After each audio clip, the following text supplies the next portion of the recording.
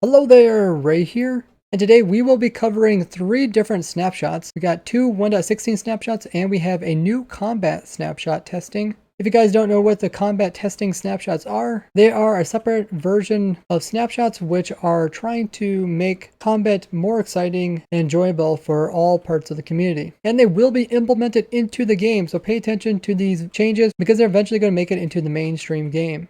And they include a lot of new things, including new enchantments.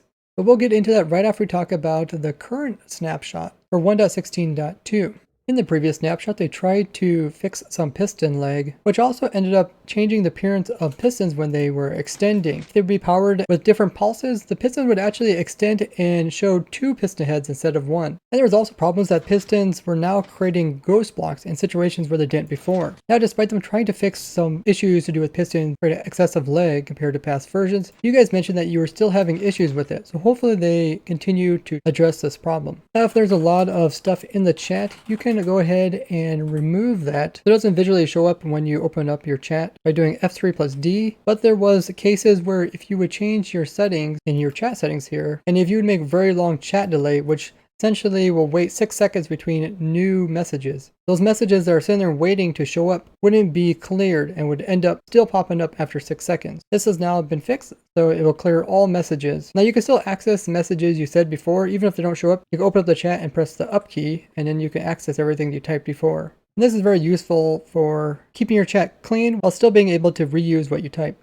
They fixed 2 problems to do with wolves or dogs, them being too dark when they went into water, being almost completely black. You can see they were kind of darker, and then as soon as they shake off, they turn a lighter color. And there was also a rendering problem with them when they were in direct sunlight. Both of these have been fixed. You guys often ask how I put water in the nether dimension. This is done by using commands. Understands they had the tag marker1, which kind of prevents them from getting destroyed or falling and stuff like that. For rendering themselves as well as their equipment too dark while they're inside a block. And you can see this has been fixed. They also fixed a problem with players updating their worlds and the position predicate was being spammed in the console. They also came out with 1.16.2 release candidate 1. This is the one that we're currently on. This is their new thing that they do before releasing the full release. So that means 1.16.2 will probably come out next week if they don't find any major bugs to do with the current version. Now in these candidates, they do come in and fix some bugs as well.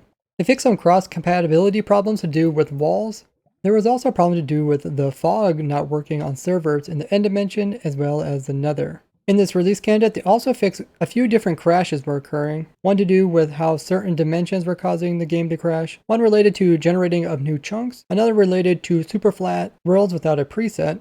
And one to do with crashes with custom biomes, and also one to do with nether portals, getting an out of bounds exception. So it's great to see them fixing these very important bugs. And if you guys recognize any major bugs in the current snapshot, make sure to go ahead and report them, as well as tell me about them down in the comments. I really hope they fix the lag related issues, especially the one with like the pistons and redstone. Besides the new 1.16.2 snapshots, we also got a new combat test snapshot. This is Minecraft combat test number 6. And it's also updated for the 1.16. If you guys don't know what the combat test snapshots are, it's a different set of snapshots than the normal ones. This one's been going on ever since essentially 1.9 where they changed combat and people were upset. And the goal is to try to make both sides happy, both the 1.8 combat people as well as the 1.9. They're doing a lot of things to try to make combat more exciting. If you're not sure about all the new combat changes that they made in Snapshot, I did review videos on all the previous ones, which I'll link down below. Now they did do quite a few changes in this one, so I'm just going to go over the changes that they did from the previous version. Now the first thing they did is they removed coyote time, which was the thing that allowed players to kind of hit targets even if they weren't precisely aimed on them.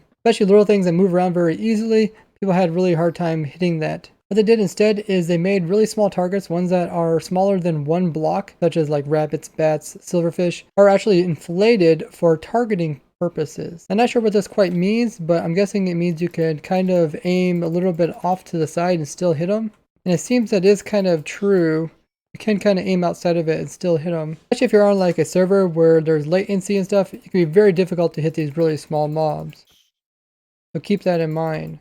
Once again, they added so that swords have the sweeping attacks already applied to them automatically, like they are in the regular game. They removed it for a little bit. Now they say that you can also have the sweeping effect added to axes with the sweeping enchantment, but so far it's not compatible. Now before, when you like attack, there was a cooldown before you could attack again with the same power. But now if you happen to miss your target, like you aim over here and miss what you're trying to hit, the delay for it to recharge isn't going to be the full amount compared to if you were like spam hitting your target. There's only going to be 4 ticks worth of delay, so you can see it actually recharges really fast. Or if I hit this iron golem, you can see it takes a while to recharge. They also increased the reach to 3 blocks instead of 2.5 like it was previously, and remove the bonus reach for delayed attacks. So in the past one, you could sit there and kind of wait a little bit longer before attacking, and it allowed you to reach a little bit further. They also did some changes to the shields. Now shields only protect up to 5 damage from melee attacks and still 100% for projectiles. Go ahead and give it a try. You can see it doesn't negate all the damage from the iron golem. You can also see the little shield symbol on the right hand side of the hotbar. When the shield is up, you can see it is protecting you. And the shield also recovers faster after an attack. Now let's see if the shield symbol changes when it gets hit. Don't seem like it does. They also changed the chopping enchantment to cleaving for axes, and it still goes up to level 3. Another change they made to axe was removed other weapon enchantments from the enchanting table. They go on to say that the axe simply had too many possible enchantments. It also feels a little bit fitting with a rare cleaving enchantment than a common sharpness enchantment for the axe. So to get a very nice axe, you'd have to probably combine a bunch of books and an anvil and apply them. They also made some changes to bows as well as projectiles. Now player movement is added when throwing a projectile, but only in the direction you're aiming. Now this is something they flip-flopped over the years. You guys might remember in the past, you could like fall downwards and you could still like throw an ender pearl up and it would hit a target and you could get there. And then they removed it so that if you fall downwards and throw an ender pearl kind of falls the same speed as you, and then they added it back again so you could ender pearl back up again. Let's go ahead and give it a try. It sounds like they might have changed it. Go ahead and fall and throw an ender pearl. It seems to work pretty good. Let's try it from a little bit higher up. Yeah, it seems like it goes up pretty much straight up. Let's try it with a snowball. Seems to work. The part that says, but it only applies to the direction they're aiming, doesn't mean they're going to take away from throwing opposite directions, but instead it allows you to actually throw ender pearls downwards much faster. Let's go ahead and give that a try. If I'm falling, I can actually throw ender pearl and it should hit before I hit. Try this again from a little farther up. It seems like you're really high up, it doesn't really work. If that's true, the players should be able to get the momentum of them falling downwards, and then also have the ender pearl hit the ground for them. Let's try a trident, and moving forward, maybe if the player was launched from like a TNT cannon, then he threw his trident or pearl, it might go further than if the player just threw it from a standstill.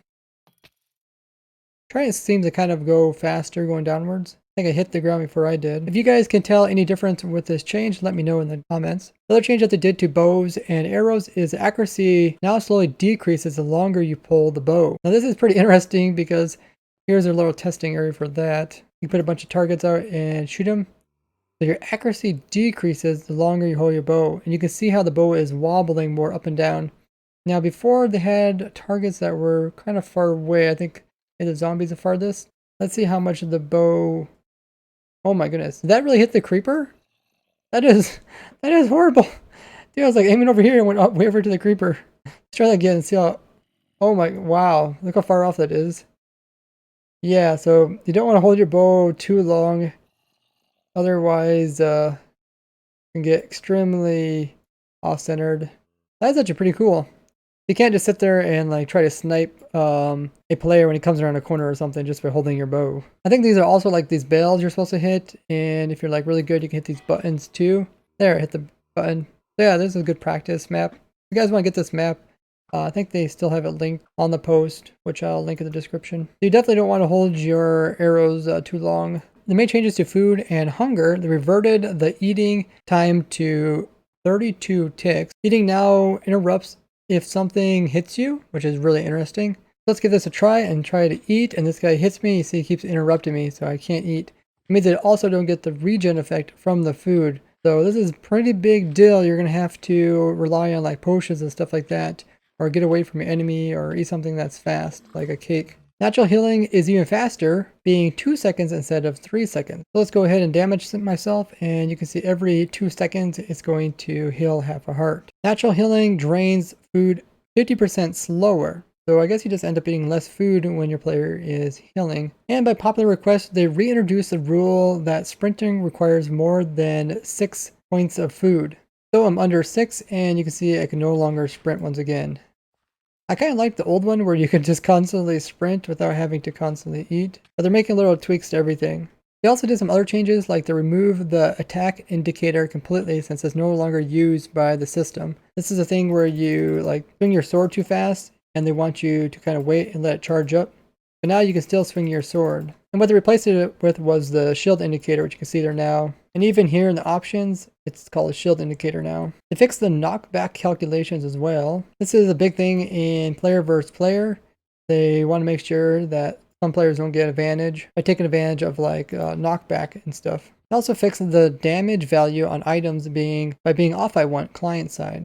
This is when you like keep hitting something and the damage looks like your sword is about to break. Then if you click on it and place back down again, the damage goes up by 1. This happened a lot to us when we were trying to get those 0 durability armor sets. And I'll link a video in the description if you're curious. It looks really funky. You also can do a client side duplication of items that way. And they fixed a bug that causes players to be unable to interact after respawning. It did do a nerf, which was a nerf of the sweeping edge enchantment from what it was, which was level 1 was 50%, level 2 was 66, level 3 was 75. Now it's down to 25, 33, and 37.5. So a lot of changes have been made just within the combat update itself. Like I said, if you guys aren't aware of this, this is going to come to the Minecraft game, so make sure you give your inputs on it. It's very important, especially if you're someone that does PvP or a lot of PvM. I don't really do that much of it, so I'm really depending on you guys to tell me what these changes mean. I'd love to hear that down in the comments. I'm actually pretty excited for these changes, especially ones that do with automation that we talked about in previous versions. And make sure to check out the full list of changes down in the description with those videos where I cover them. And as always, don't forget to share this video with your favorite Minecrafters so they can learn about the new changes coming out, as well as leave a like on the video. I'd like to thank you guys for watching, and I'll see you guys in the next one. Bye bye!